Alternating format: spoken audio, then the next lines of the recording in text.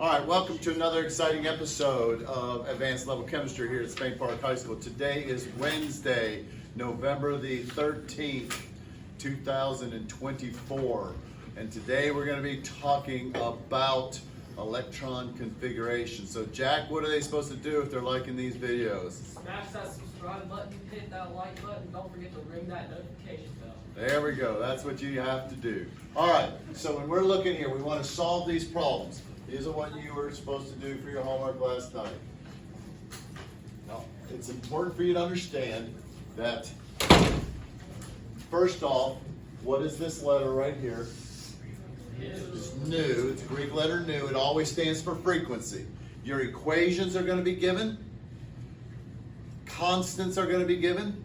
You will need to know, I'm not necessarily going to give you frequency as this. You just need, if I say the frequency is this, you need to know that it's a nu in the equation. Okay, H stands for Planck's constant, C stands for the speed of light. Those values are going to always be given. The equations are given. You just need to know how to use them and where to plug them in appropriately. Okay, so when we look at here, it says a photon has a frequency of this and an energy there. So what equation am I going to want to use? E equals h nu. Okay? E equals h nu. So you just plug it in and solve for it. And you're going to end up getting this, 1.78 times 10 to the minus 27 joules. Okay? Now, it's just, again, this number here is given. That's all. You just need to know that that's always h. That's Planck's constant. By definition, a constant is constant. Okay? So that's just going to be given. I'm just plugging in. E is equal to h times the given frequency, and I get my answer. All right? Now we go to the next one. Calculate the energy and wavelength. Okay? Now again, I'm given a frequency. So what equation am I going to, or equations am I going to need?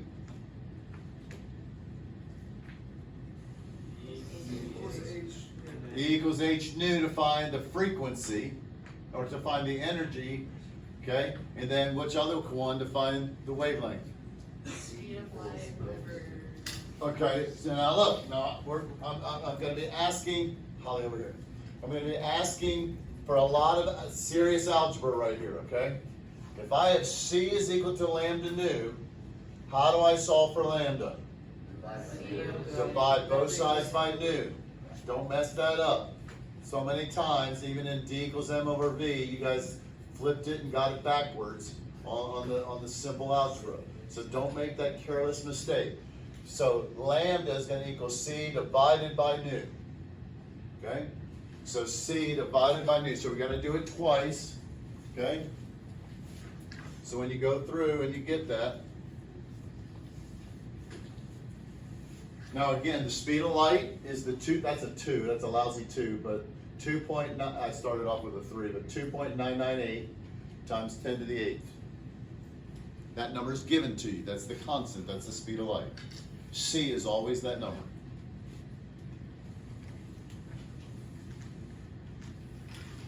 Now, I will say this. They gave the frequency in terms of hertz. But the actual unit for hertz is 1 over seconds. So I just went in there and put seconds so you can see how those are going to cancel out, leaving you, ooh, I left my unit off, that's an M. That's supposed to be a meter right there.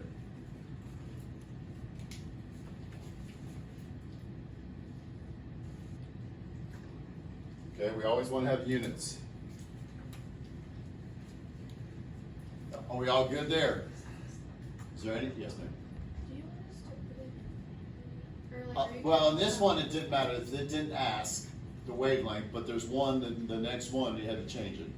Okay? But if I asked for nanometers, what would we have to do to change that to nanometers? 10 to the 9, which basically means I add 9 to this, which means it's going to be 10 to the 2, so it's going to be 486.2. Okay? Now notice I carried it out because we had 4 sig figs and we had 4 sig figs, so my answer can have 4 sig figs. Now, again, that's minor, that's not the thing that you're really focusing in on, but just to know that's why we learn sig figs. It tells us how to round off, lets us know how accurately we can report what we're given, okay? So then we go to number 3,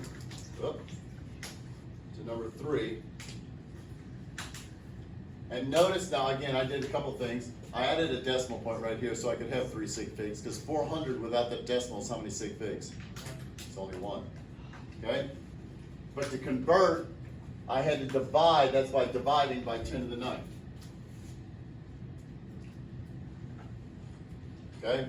So, in order to be able to use these equations, we're on the MKS system, meters, kilograms, seconds. So, length always has to be in meters to be able to use these equations.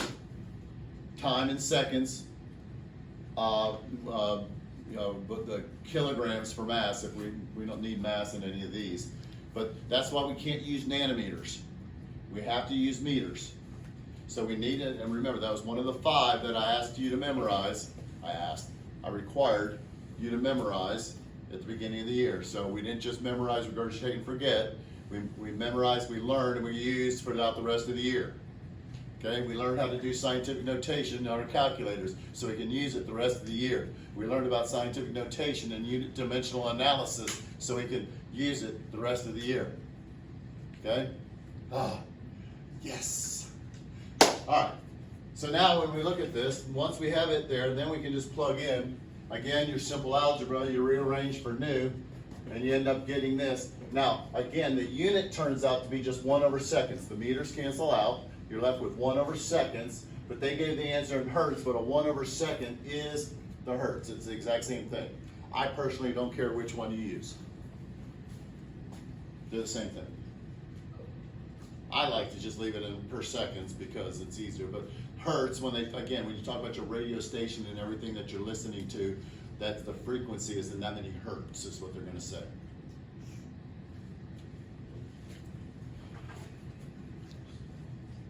Okay, there's the energy part of it. Notice I got, on one of them, and they only put 7.5, but we have, because I added this in, we have 3 sig figs here. But the reality is if they only had 1 sig fig, this ought to just be a 7 or an 8, whatever. Because it came out to 7.50, it'd be just 8, but more sig figs. Any questions on this? We can do this. And then lastly, so again here, calculate the wavelength and energy, so 2 different steps. So you have the 2 steps.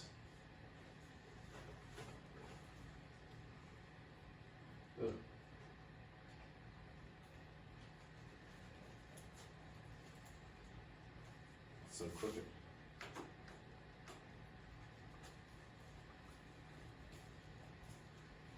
Any questions at all about that?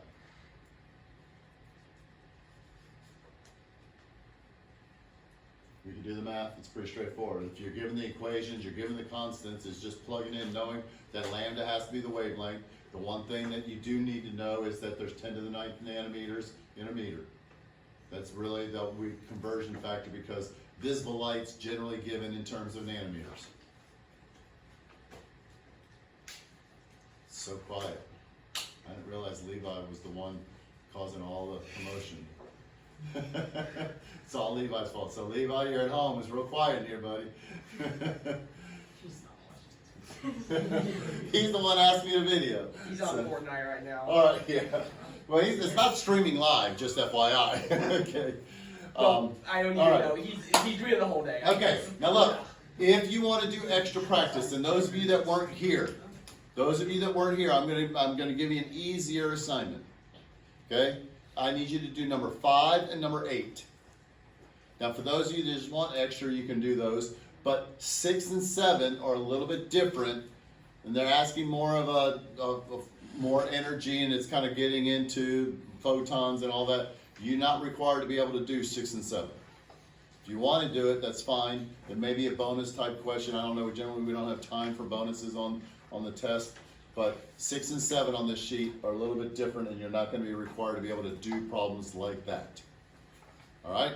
So you guys that weren't here, and Claire, you said you didn't get one, so you can go ahead and do 5 and 7 as a makeup for that, because I did pass them out as people were walking out, and you may not have gotten one. Okay? All right, so we're good there. Now, the only other thing that you're going to be responsible for so far as math is being able to do the problem like we were doing at the end of the day yesterday, and I had to erase some of it. Okay, as much as I didn't want to, the board was so pretty. But remember that this is E is equal to negative 2.18 times 10 to the minus 18th joules over n squared. And in this case, n equals 1. So this was E equals negative 2.18 times 10 to the minus 18th joules over 2 squared.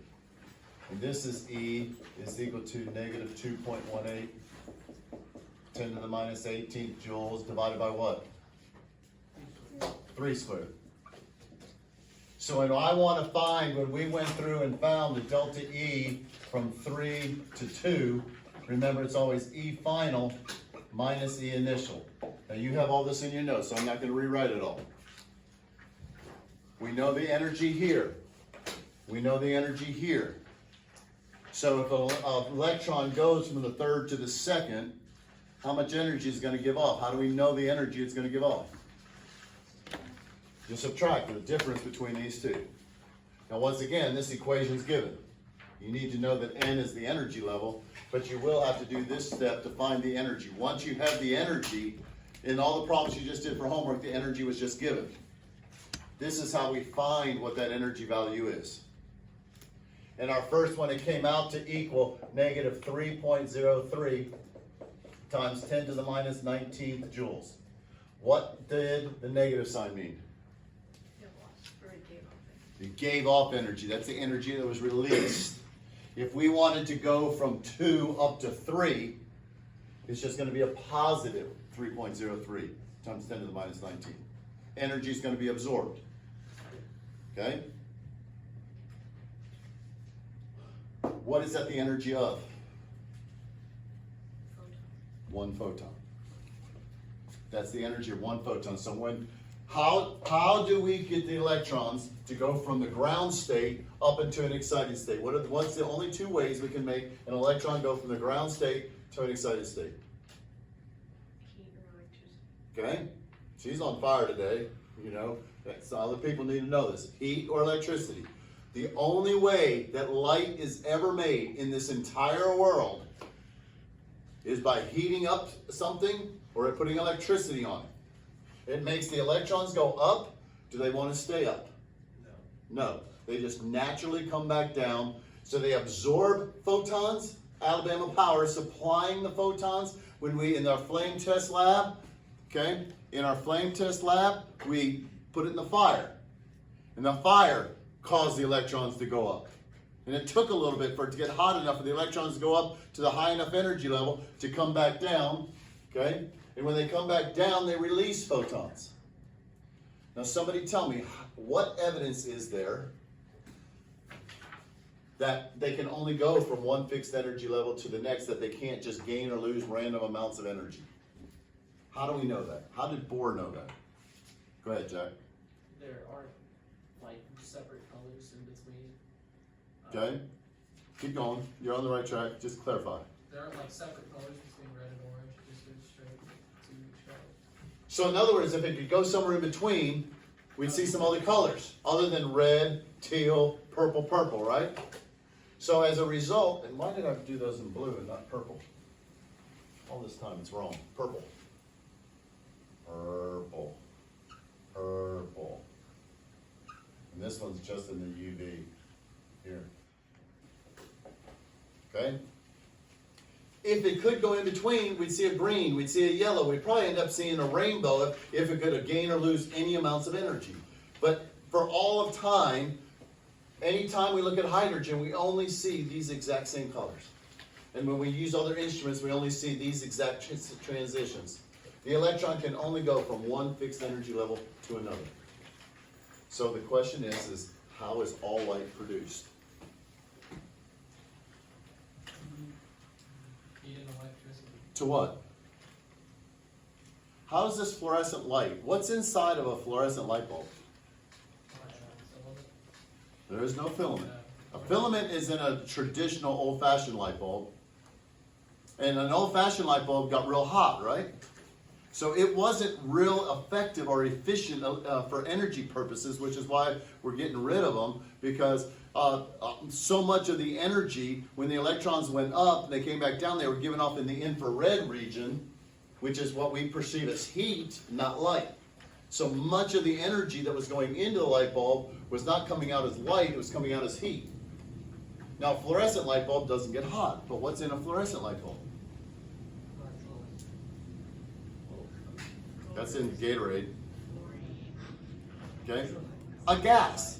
Different gases. Now, can you see that these lights right here have a certain kind of hue to them, whereas the one right in the middle has a different hue to it? Can you notice the different colors? Yeah, kind of a yellowish, kind of pinkish kind of color versus the kind of a whitish blue kind of color. They just have different gases on the inside. So you have electrodes at each side, and the energy is being shot across. And as the electricity, the electrons go through the gas, it excites the electrons, and they go up and they come back down. And when they come back down, they give off light. But because we have different types of gases, when you go to Home Depot or Lowe's and you want to buy a fluorescent light bulb, you have cool white, night white, daylight, bright white. You got like 50 different versions of white, all based upon what kind of gas is going to be a mixture of gases inside the fluorescent light bulb, because they're all going to give off a different color. But it's all about electrons. Right now, electrons are popcorning, going up, going down, going up, going down, going up, going down. Alabama Power's making them go up. They naturally coming back down. When they come back down, they give off photons, which we perceive as light. All light is produced by electrons going to a higher energy level and then coming back down. Higher energy level, coming back down. So by understanding the energy of the light being given off, we can understand the energy of the electrons. So is light a wave? Is light a particle? Yes. It's both. Okay? It's both. So in 1924, a guy named Louis de Broglie, a French guy who was a radio operator in World War I, started playing around with some of this stuff and was fascinated by it. And he came up with a simple proof. And then he came up with a whole concept called matter waves. Matter waves. Well, I gotta turn this on. I may end up having to erase the board, but I may just try and go through this.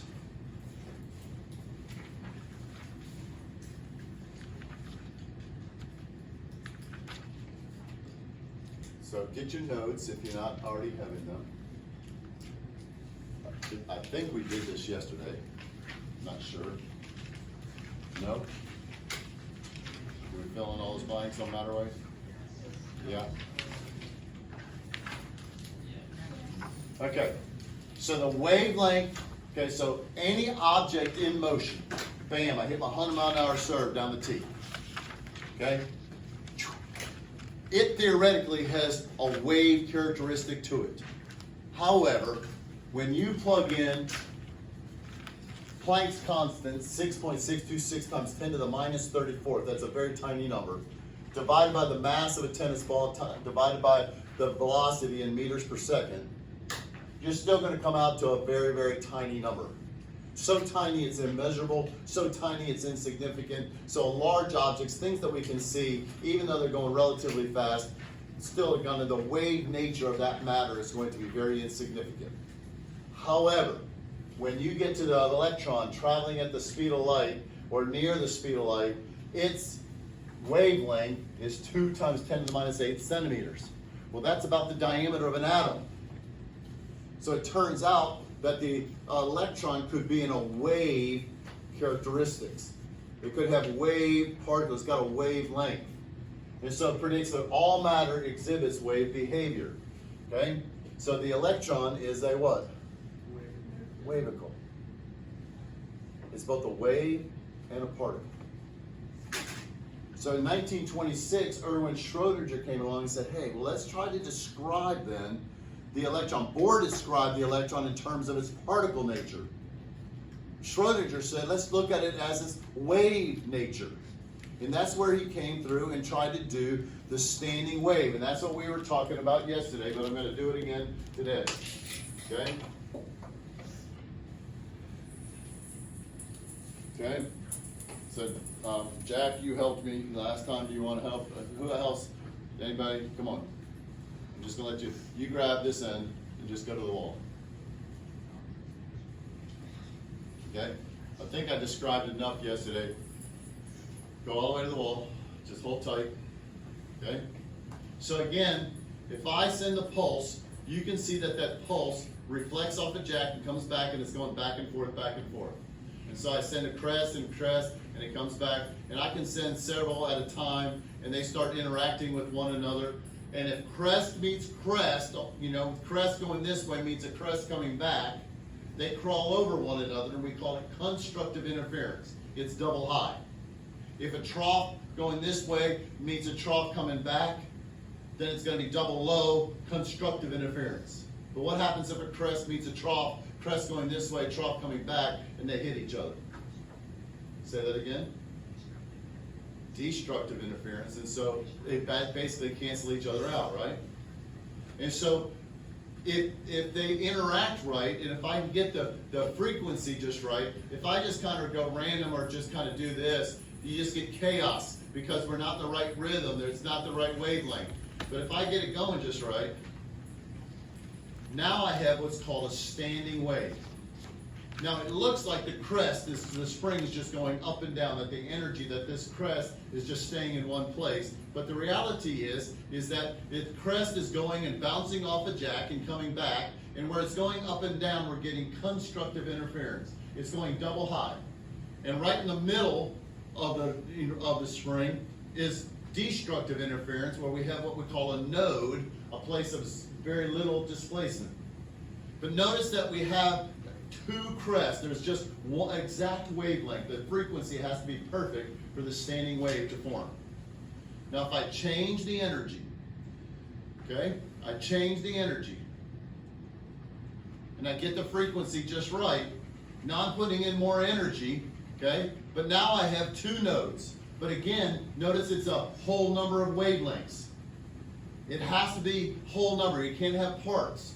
It has to be perfect, just the right distance, just the right wavelength in order for the standing wave to form. And it has to be the certain frequency. I go again. I change the frequency again. Okay? I'll be in percussion in the band. Okay? I've got rhythm. I'm about to run out of air. Okay?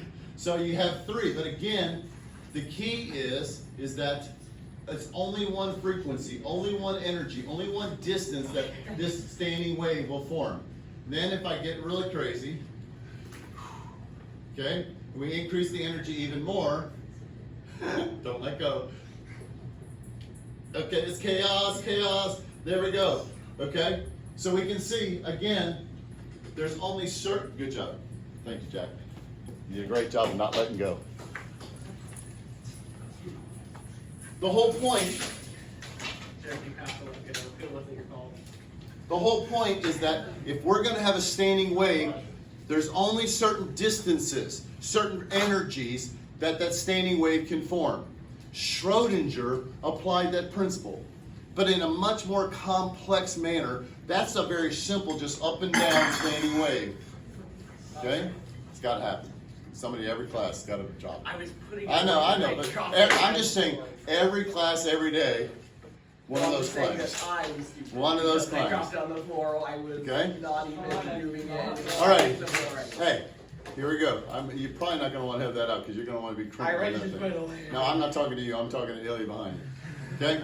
Now, look, so Schrödinger, though, is talking about a three-dimensional, complex standing wave pattern.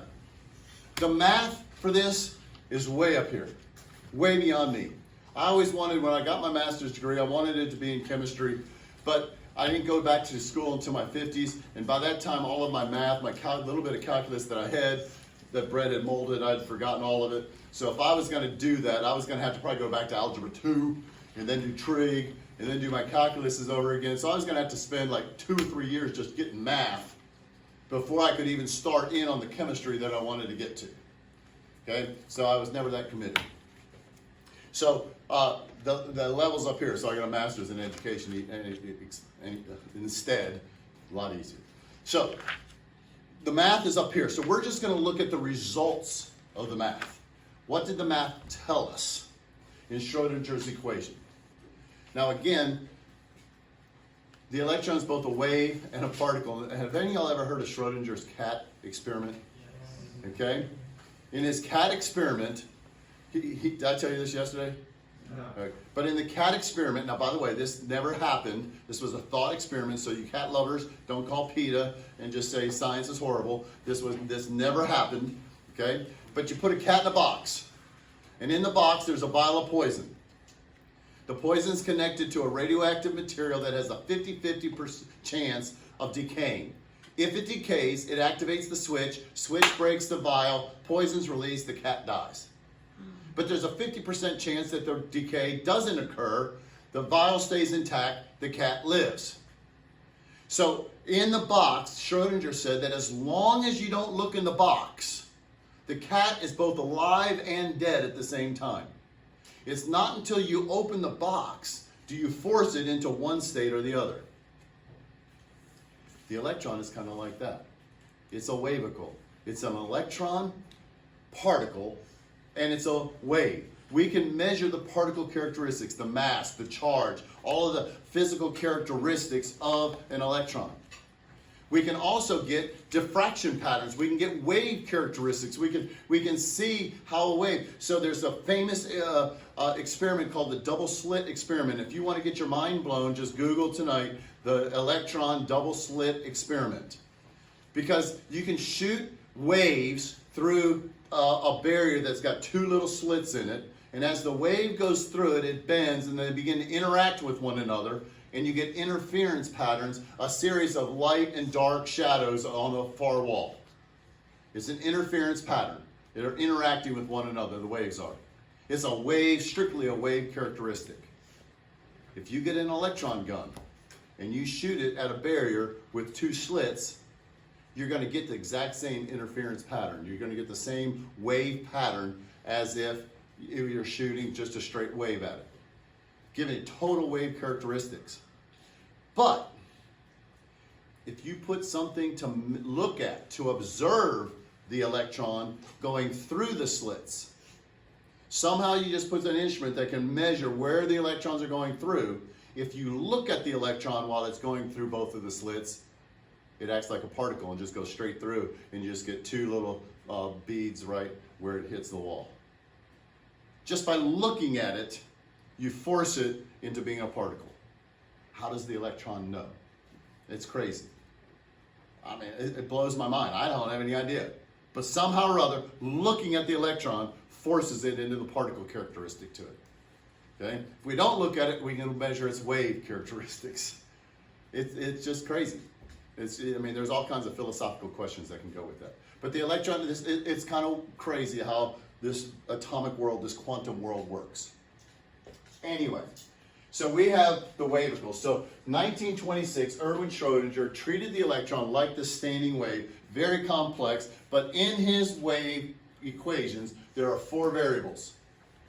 And the 4 variables are going to tell us where the electron is around the nucleus.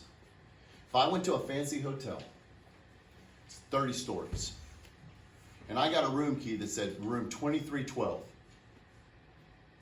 First off, where am I going to go? 23rd floor. So I know which floor I'm going to be on.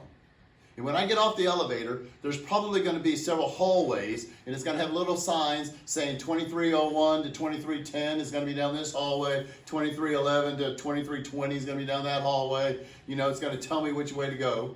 And then on each hallway, there's going to be a certain number of rooms, and then there's going to be a certain number of people that can be in each room. Well, this is what we're going to do with the electron, is we're going to find out what energy level it's going to be on. 1, 2, 3, 4, 5, 6, 7. We have a 7-story hotel. But Schrodinger found that the electron can have these different sublevels. Within an energy level, we can have different sublevels of energy, different paths that the electron can take based upon its energy. When we look at these lines, we say, ooh, look, the pretty colors. Okay, reds and greens and yellows. But a spectroscopist, okay, that's not just an angry scientist. A spectroscopist is one who studies these lines. Okay, you guys get that in a little bit. All right, they study these lines and they see that there are 4 different characteristic type lines. And they call them sharp, principal, diffuse, and fundamental. It's just the spectroscopy, that doesn't mean anything to us, but when they look at them, they have different characteristics and they kind of label them according to that. And so, based upon the sublevel the electrons are coming out of, they call these sublevels the S, the P, the D, and the F for what type of lines are given off when they come out of those sublevels. And this is all going to be based on Schrodinger's equations, are going to be based on this. All right, so let's look at these 4 quantum numbers. Let's look at the quantum code for where is the electron around the nucleus. The first one is, well, let's get to it. I jumped ahead. Model has quantized. What does the word quantum mean? What does the word quantum mean? Specific amount. Quantized or fixed energy levels. We're still going to have 1, 2, 3, 4, 5, 6, 7.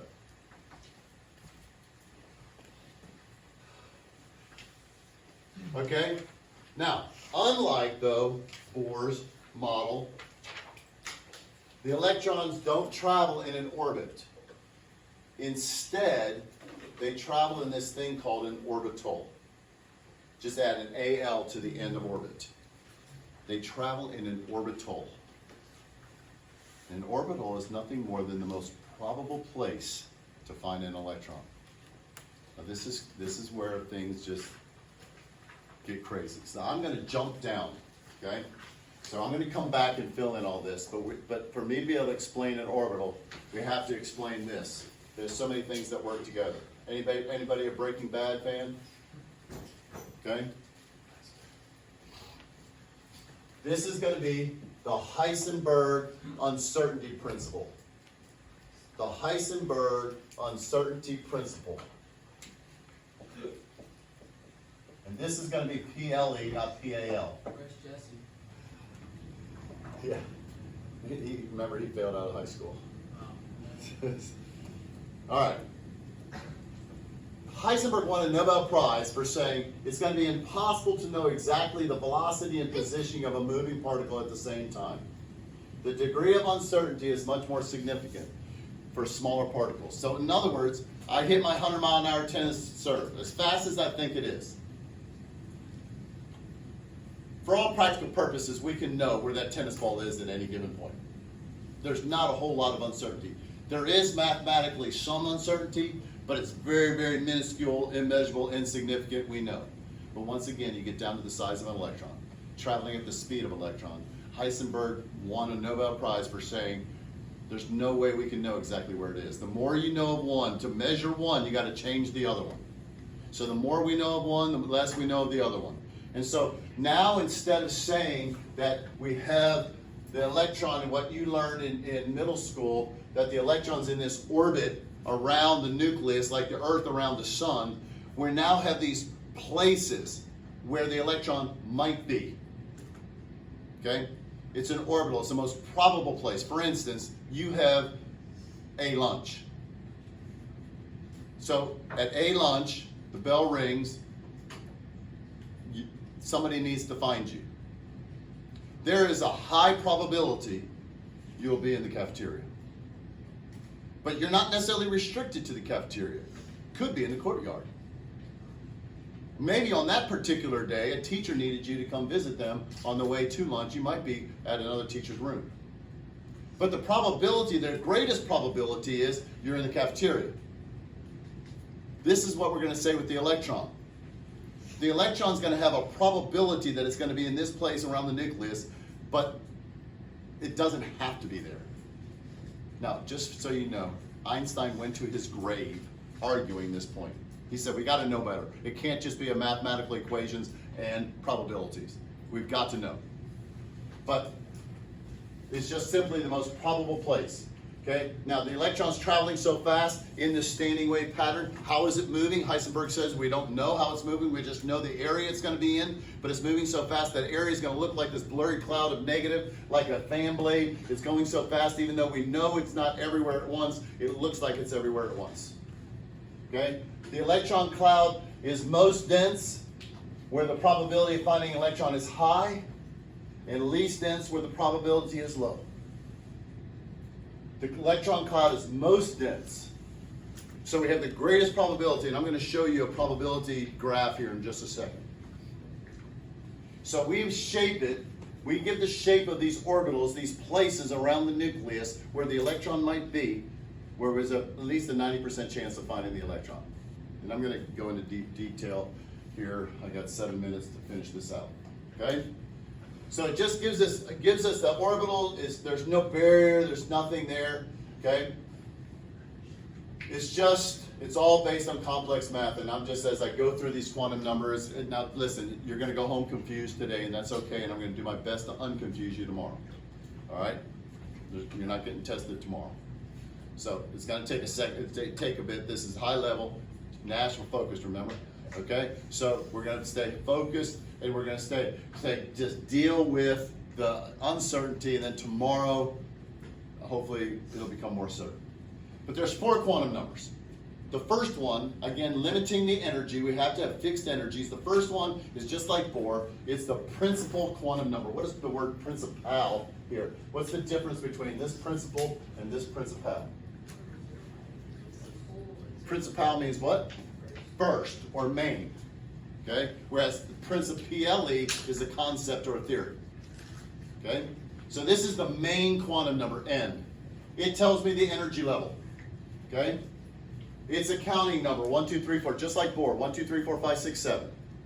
Does anybody know how many we determined that? Does anybody know this equation? How do you know how many on energy level? No. It's 2n squared. 2n squared. So on the first energy level, you guys all learned 2, 8, 18, right? On the first energy level, you can have 2 electrons. On the second energy level, you can have 8. On the third energy level, you have 18. So 2 times 2n squared. 2 times 1 squared is 2. 2 times 2 squared is 8. 2 times 3 squared is 18. 2 times 4 squared is 32. Okay, so it's 2n squared. It tells you how many electrons can be on any energy level. But we're going to find that it's subdivided into sublevels. And these orbitals are your sublevels. And this is why it's going to get complicated. All right? Now, we're going to end the day with this second quantum number. It's called the azimuthal quantum number. That's a script L, by the way. That's a letter L. Now, again, we have to limit what the energy can be. You can't just gain or lose random amounts. So Schrodinger had to limit. And so L can only equal from 0 up to n minus 1, n being the energy level. So we're going to have different numbers of sublevels on different energy levels. Now, this azimuthal, I always just thought it was a science word, a chemistry word. But when I moved to Birmingham in 2001, before you were born, I lived in Chelsea. And in Chelsea in 2001, they didn't even have cable out there over the mountain yet. So I had to have a satellite dish for TV. Well, one day my satellite dish, my TV wasn't working, so I got into the little settings on my satellite dish, and it came across these azimuthal coordinates. I said, azimuthal coordinates? I thought that was a chemistry term. Now, I didn't have a cell phone. We didn't have all Google and all that stuff back then. I think it was just kind of coming out, but I hadn't got my cell phone yet. And we had dial-up internet, which was super slow. But I had a set of 1963 World Book Encyclopedias. That's how we used to do research, just looking it up in the encyclopedia. Actual text. And they had 26 versions, one for every letter, and it just all the main topics of everything that fit into that letter was in an encyclopedia. So I looked up azimuthal, and it said that it was a three-dimensional coordinate system to know where things are in space. And it made sense. The satellite dish had to know where the satellite was that was broadcasting in space, in this three-dimensional space around the Earth. Where exactly is that XYZ coordinate? Where is that satellite in space? The azimuthal coordinate system, a three-dimensional XYZ coordinate system to know where things are in space. That's what this is. The nucleus, you got the electrons in this three-dimensional space around the nucleus. Where is the electron going to be in space around the nucleus? This azimuthal quantum number is going to tell us where it's going to be located. There's going to be different areas around the nucleus based upon the energy where the electron can be. But we're going to limit it. But it states the sublevel, S, P, D, or F. So we turn the page. If L equals 0, it refers to the S, the sharp sublevel. The S sublevel. S orbitals are always spherically shaped. Spherically shaped.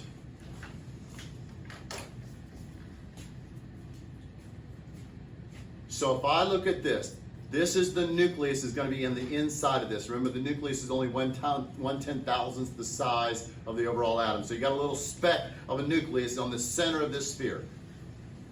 But the s orbital, we shape it, looks like this. There's a 90% probability the electrons, when you put n equals 1 and L equals 0 into Schrodinger's equations, and it pops out these probabilities of where the electron is going to be with that much energy in this complex three-dimensional wave pattern, you find out the electron can be somewhere in this spherical area really close to the nucleus. How it's moving in here, Heisenberg says we don't know. Just some kind of wave pattern. But it's spherically shaped. There's going to be electrons in here somewhere, somehow. Now, we're also going to find later on the last quantum number is going to tell us that you can only put 2 electrons in any orbital. So there's only 2 electrons here. On the first energy level, when n equals 1, L can only equal up to n minus 1. So 1 minus 1 is going to equal 0. So L can only equal 0 up to 0, which means L can only equal 0, which means there's only one orbital, one sublevel on the first energy level. Well, how many electrons can be on that first energy level? What do we learn? 2. But those 2 electrons, hydrogen has 1 electron, so we know the 1 electron is going to be real close to the nucleus, buzzing around in this sphere. Helium has 2 electrons, so it's going to have 2 electrons buzzing around in this sphere close to the nucleus. But now this first energy level, they're only allowed to have this one orbital, this one room. You only can have 2 electrons. That first energy level is completely filled. So the first energy level can only have 2 electrons. N equals 1, L can only equal 0. Now when we come in tomorrow, okay, we'll start looking and we'll start building our hotel orbital. It's a lovely place, such a lovely place, okay? Welcome to the hotel orbital, okay? And so we're going to find that it's an inverted hotel. You only have 1 room on the first floor. But then you go to the second floor, you're going to have 2 hallways. The S hall and then the P hall. And I always say the P hall, that's where the restrooms are. And so then you go to the 3rd floor and you're going to have 3 wings. It's going to get bigger as you go. And each energy level is going to have more sublevels. And we're going to look at this and see how are the electrons configured. And this is the ultimate goal of what we're doing in this whole unit. How are the electrons configured around the nucleus? Tomorrow is the day we figure that out. Y'all have a wonderful day and go Jags.